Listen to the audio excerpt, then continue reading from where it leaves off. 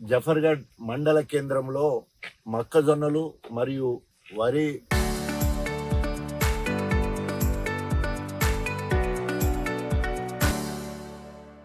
ధాన్యము రాసులుగా పోసి దాదాపు 516 మంది రైతులకు సంబంధించిన మొక్కజొన్నలు మరియు వరి ధాన్యాల కుప్పలు మరి ఉన్నాయి.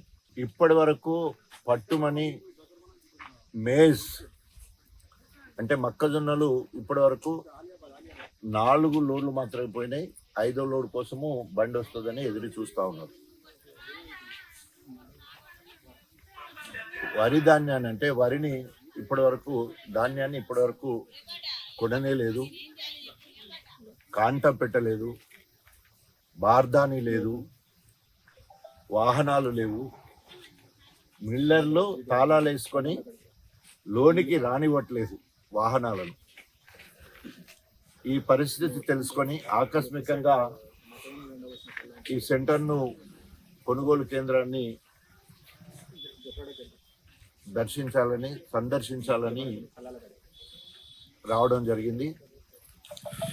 కేసీఆర్ గారు రైతును రాజును చేయడానికి 11 సార్లు 73,000 కోట్ల రూపాయలు 70 లక్షల మందికి ఇచ్చి అనేక రకాలుగా రైతులను ఆదుకోవడం జరిగింది.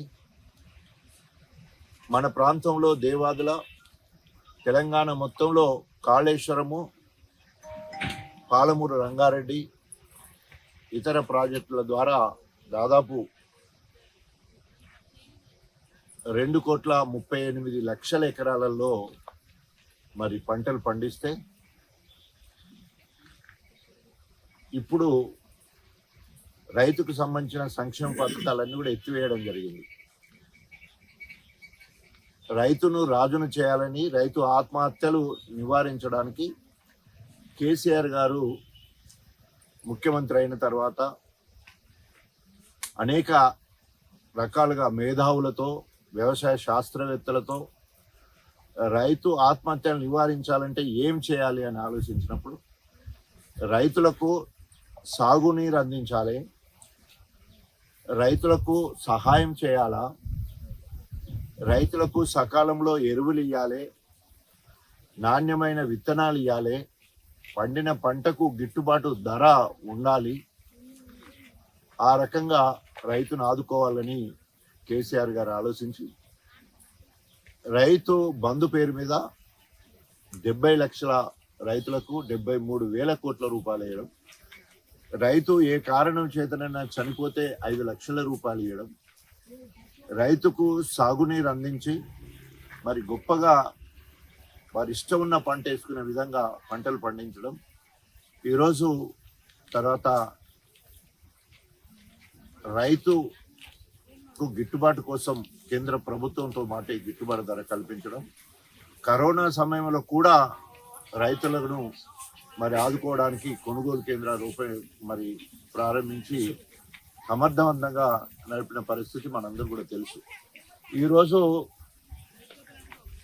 కేసీఆర్ గారికి రేవంత్ రెడ్డికి నక్కకు నాగలోకానికి ఉన్నంత తేడా ఉన్నది.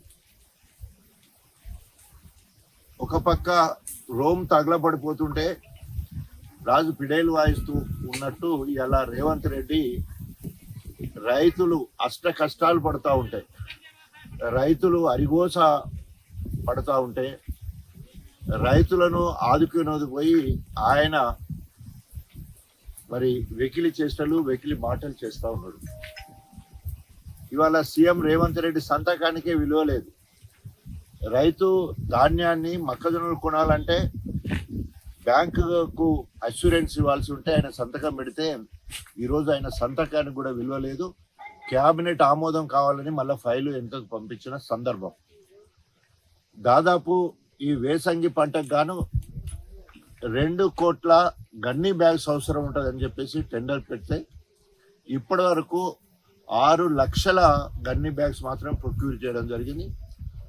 ఆ గన్నీ బ్యాగ్ కాంట్రాక్టర్లు 23 రూపాయల 23 పైసలు ఒక బ్యాగ్ అని చెప్పేసి టెండర్ పాడి ఇప్పుడు 33 రూపాయలు అయితేనే మేము సరఫరా చేస్తామని చెప్పేసి మొండికేయడం జరిగింది. ఇక్కడున్న రైతులు ఏం చేయాలో తోయక అకాల వర్షాలు వచ్చి ధాన్యం ఖరాబ్ అవుతుంది కావచ్చు, మొక్కలు ఒక్కసారి తడిస్తే నల్లబడితే అవి పనికి రాకుండా అయిపోతాయి, వాసన వస్తాయని చెప్పేసి ఒక్కొక్క గన్ని బ్యాగు 25 రూపాయలు పెట్టేసి వారు సొంత ఖర్చులతోటి ఆ బ్యాగులు కొనుక్కొని నింపి పెడితే ఇప్పటి వరకు అతి లేదు గతి లేదు.